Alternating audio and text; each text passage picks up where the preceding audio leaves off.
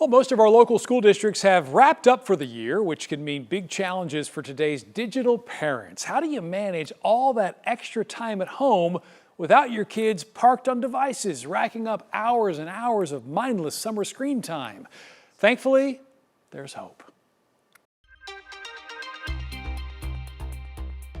That's our biggest challenge, is that they have an inordinate amount of time to spend, and their first choice is often to spend it in front of a screen. Common Sense Media's editor-in-chief, Jill Murphy, speaks to a reality a lot of parents can identify with. Kids home for the summer, all that time away from school, and they want screens.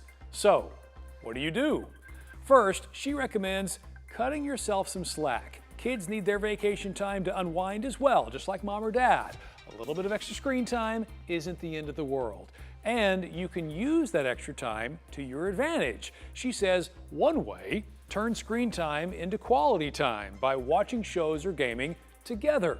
Also, if actual summer camps aren't an option, try virtual ones. Having them engage in a cooking class or a science camp online is a great alternative.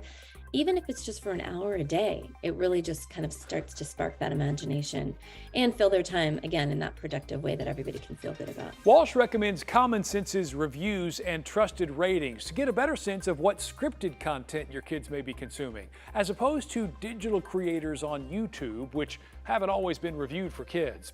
And she cautions parents, be especially aware of how device use can affect your kids' mental health over the summer, when kids are home, out of their routine, away from their friends. Something that someone says or something that they might see may cause additional anxiety or, lead more to their depression that they may or may not already be struggling with. Most importantly, keep the lines of communication open. Check in.